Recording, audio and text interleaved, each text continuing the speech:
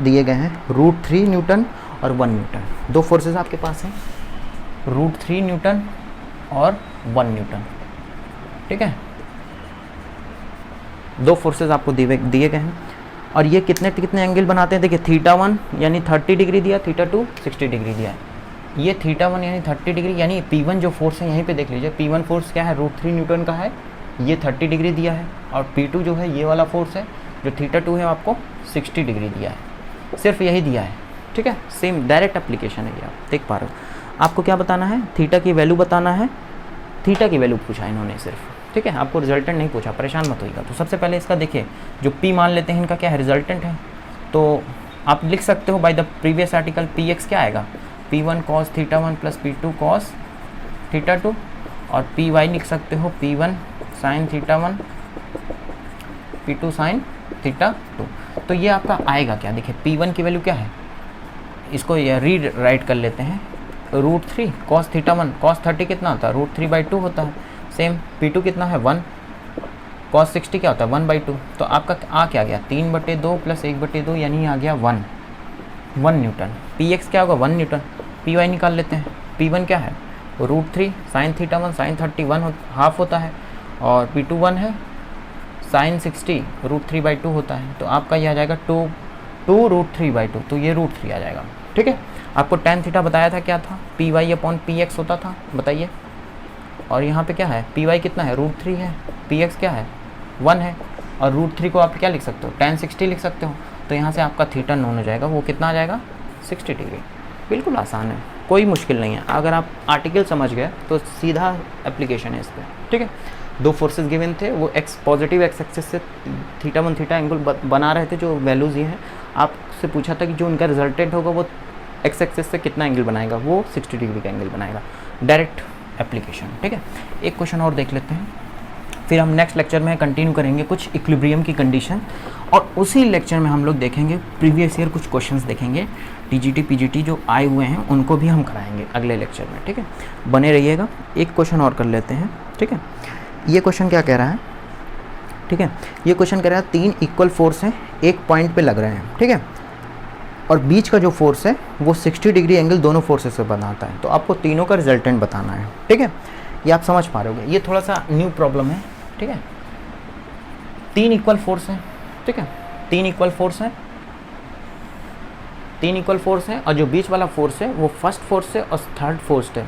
क्या बना रहा है 60 का एंगल बना रहा है। तो यानी इसके बीच का 60, इसके बीच का 60। अगर हम फर्स्ट वाले देखिए, हम यहाँ पे करते क्या हैं, अपनी सुविधा के हिसाब से काम करते हैं। जब इस तरह की प्रॉब्लम आती है तो हम एक फोर्स को एक्स एक्सिस डायरेक्शन में लेते हैं, जिससे हमारा एक काम बच जाता है। तो हम फर्स्ट फोर्स को मान लेते हैं, ये P इधर की तरफ लग रहा है। अब जो बीच वाला फोर्स है वो इक्वली इंक्लाइंड है, मान लेते हैं ये अगर 60 है, 60 इक्वली है, तो इधर वाला क्या होगा 120 पे जाएगा। बताइए, ये भी अगर 60 है यहाँ से, तो ये ओवरऑल कितना है 120 है ना, बोलिए। ये तो 120 ही ना हुआ, ठीक है। सॉरी, ये 60 मैंने गलत बता दिया, ये आपका यहाँ से 60 है ना, देखिए इससे 60 है ना, परेशान मत होइएगा, ये है यहाँ से 60 है ना, ये ठीक है, ये 60 था, तो ये कितना हो जाएगा 120 हो जाएगा, ठीक है, ओके। और देखिए कितना कितना मैग्नीट्यूड, इक्वल मैग्नीट्यूड थे, तो ये भी P ये भी P। आपको रिजल्टेंट बताना है इसमें, ठीक है ना, सिर्फ रिजल्टेंट पूछा है आपसे, ठीक है। आपसे पूछा है P।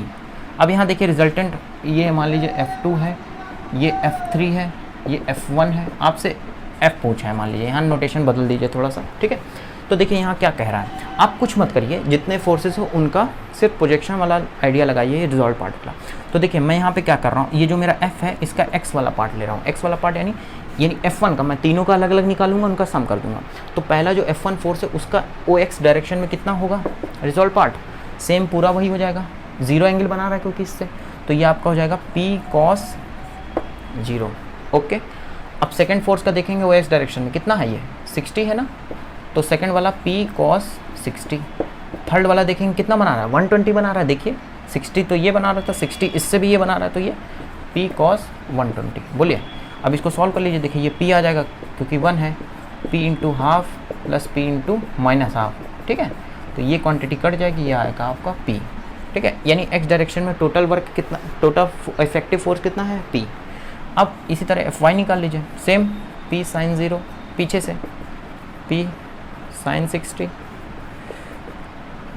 मुझे नहीं लगता मुझे बताना पड़ेगा, आप समझ पा रहे हो इतना कुछ, ठीक है। ये तो 0 हो गया, sin 60 √3/2 होता है, और p into sin 90 plus theta cos 30 √3/2 होता है, तो ये आपका p √3 आ जाएगा, ठीक है। समझ पा रहे हो। आपको इफेक्टिव फोर्स चाहिए तो F चाहिए यानी, और आपको पता है F कैसे निकलता है, fx² प्लस fy², ठीक है। तो पहले फोर्स का स्क्वायर करेंगे p², सेकेंड का करेंगे तो ये आपका ओवरऑल क्या आएगा 2p आ जाएगा, ठीक है। तो यहाँ से आप लोग समझ पा रहे हो। आशा करता हूँ आप लोग को काफ़ी कुछ सीखने को मिला होगा। इस लेक्चर को यहीं पे बाइंड अप करते हैं। नेक्स्ट लेक्चर में हम लोग बात करेंगे कंडीशन ऑफ इक्विलिब्रियम, ठीक है। देन हम कुछ प्रीवियस ईयर पीजीटी टीजीटी के क्वेश्चन सॉल्व करेंगे। बने रहिएगा, आपको बहुत कुछ सीखना है हमारे साथ, ठीक है। आज के लिए इतना ही रखते हैं दोस्तों। जय हिंद।